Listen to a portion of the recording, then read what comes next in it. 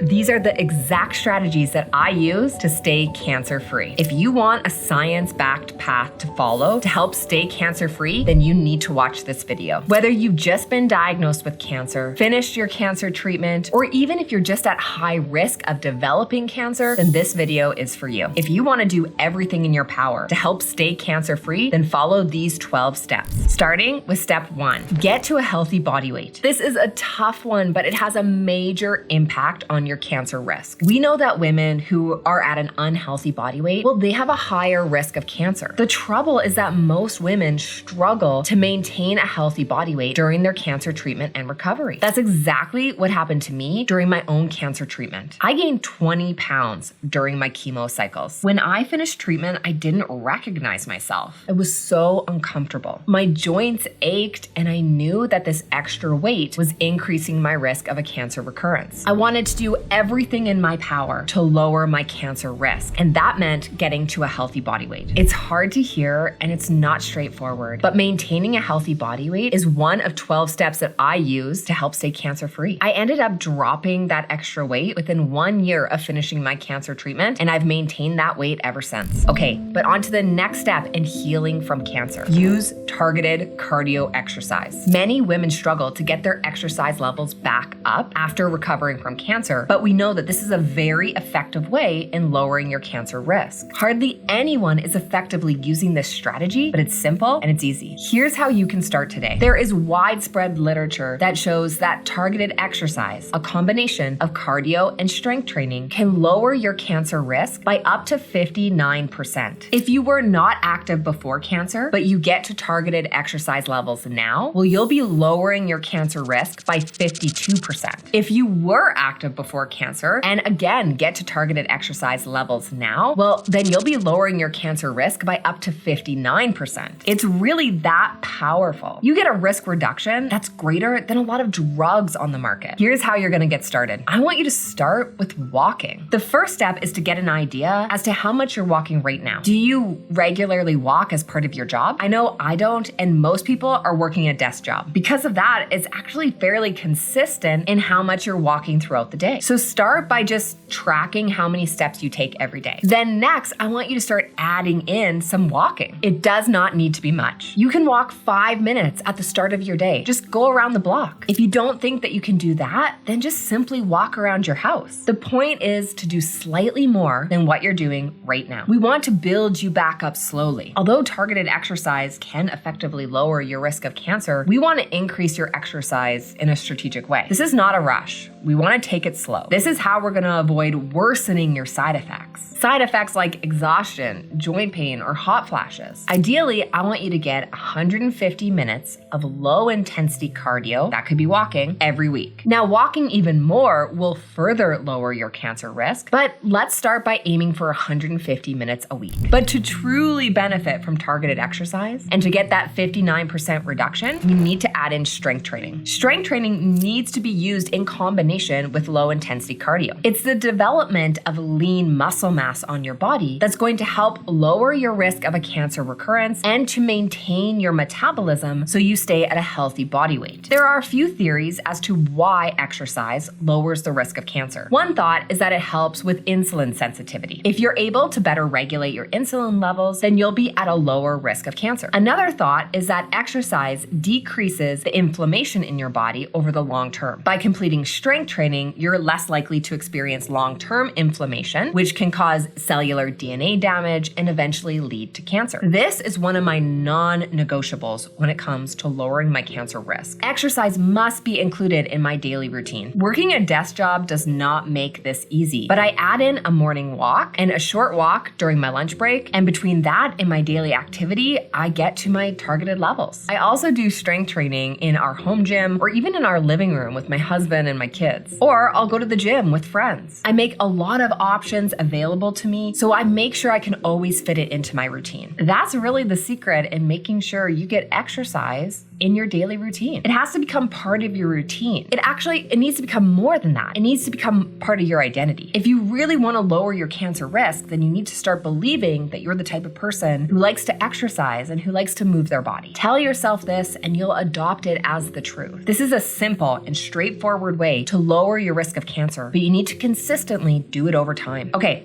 but let's shift to covering your food. The next few steps are going to focus on what you need to do with your nutrition to heal from cancer. First is that I eat a plant-forward diet. Now, eating plant-forward is different than eating vegetarian. Plant-forward eating means that the majority of your food comes from plants. It does not mean the absence of meat or animal products. Now, if you're a vegetarian or a vegan by choice, that's great. But you do not need to become a vegetarian or a vegan to lower your cancer risk. Animal products like chicken or fish, they've never been linked to increasing your risk of cancer. Now, eating plant-forward means that the majority of your plate should be plants. Focus on eating 2 cupped handfuls of vegetables 3 times a day. That's a lot of vegetables and likely more than you're currently eating on a regular basis. So start to work your way up to that amount. Now, plant-forward eating lowers your risk of cancer because of the antioxidants. But the next step in eating to heal from cancer is to eat a high fiber diet. Now, luckily, plants are also a wonderful source of fiber. In cultures that eat higher amounts of fiber, we actually know they have a lower cancer risk. I want that. You want that. So let's bump up the fiber in your diet. Okay, the next step to eating to heal from cancer is to eat to your target protein levels. Many women actively have their hormones suppressed during their cancer treatment and recovery, especially if you have hormone-positive breast cancer. You may have undergone a hysterectomy, which surgically suppresses your hormones, or you may have been put on drugs like tamoxifen, letrozole, anastrozole, or exemestane, and these chemically suppress your estrogen. This is where eating to target protein levels becomes very important. With hormone levels suppressed, it becomes more difficult to maintain or create lean muscle mass on your body. When losing lean muscle mass, your metabolism, it slows down. So even just sitting here watching this video, you're actually burning fewer calories. This is what leads to weight gain. Now, of course, we know that being at an unhealthy body weight, that increases your risk of cancer. We definitely want to avoid or prevent that, and protein will help you do that. But we also need that lean muscle mass to stay healthy and fit. Being strong is what truly helps us live a long and healthy life. I want you to live to be a little old grandma sitting in the nursing home bragging about how she beat cancer. To get there, we need to protect the lean muscle mass on your body. Okay,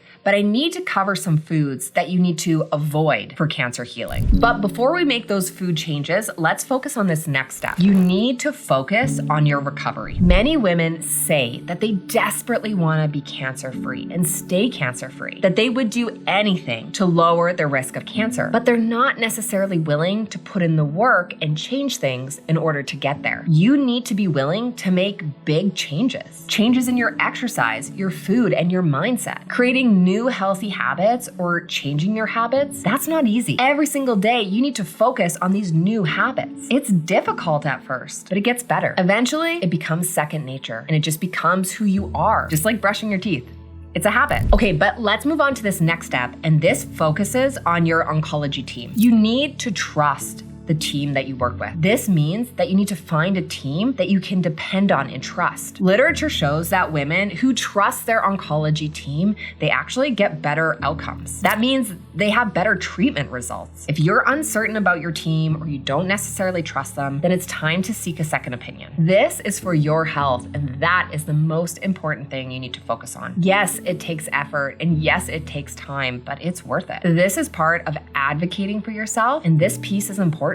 Okay, but let's focus on this next step to cancer healing. This is a food that you should avoid. Avoid alcohol. Alcohol has been shown to increase your risk of cancer. I know this is difficult information to process. Alcohol is so widely integrated into our lives, socially, culturally. It's difficult to start thinking about removing it entirely, but it's true. Alcohol is known for being a class 1 carcinogen. So if you don't care for alcohol much, just eliminate it altogether. This will give you the biggest biggest risk reduction. But if you want to include some alcohol in your life, then I would just work towards limiting the amount of alcohol you drink. Maybe drinking only on special occasions or mixing some alcohol drinks with non-alcoholic drinks. You can use different strategies and this will help lower your cancer risk. Okay, on to the next step in healing from cancer. This is a food that you should avoid as well. Processed meats have been linked to increasing your risk of cancer. So if you want to do everything in your power to lower your cancer risk, then you want to avoid processed meats. Now, processed meats are some meats that have had something done to them to prolong their shelf life or change their taste. This includes foods like bacon or hot dogs or deli meats. There is some thought that it's the nitrates put into processed meats that increases your risk of cancer, but this has yet to be proven. Currently, we're not certain as to what specifically is in processed meats that actually increases the risk of cancer. So it's best to avoid processed meats altogether. Instead, opt for eating whole foods. Okay, on to the next step in cancer healing, and this is to have a transformative mindset. Mindset is key to cancer recovery. It's widely underutilized. Hardly anyone is talking about mindset in cancer recovery, but you need to include it. If you're serious about your cancer recovery, then we've got to focus on your mindset. Understandably, many women feel victimized by cancer. They're living a healthy life, they're doing all the right things, and then boom,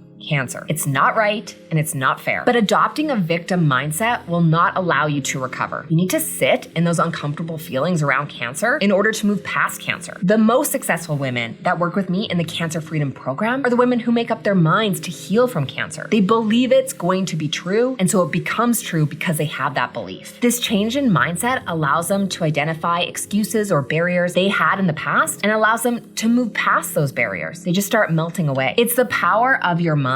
Okay, and on to the 12th step to healing from cancer, and something that I personally use as a stage 3 cancer survivor, it's body awareness. Recently, the American Cancer Society stopped recommending self-breast exams. This really concerned a lot of women diagnosed with breast cancer because they had personally discovered their cancer through a self-breast exam. But being familiar or aware of your body, it's very important. It allows you to realize what is normal and what is cause for concern. Having body awareness, it's never a bad thing. This is exactly why I recommend women continue to do monthly self-breast exams. It takes hardly any time and it could save your life. But in order to do it quickly and effectively, you need to know exactly what you're looking for. That's why I've linked up this next video here on how to quickly complete a self-breast exam. Watching this video could save your life. Click the link here, I'll see you in there.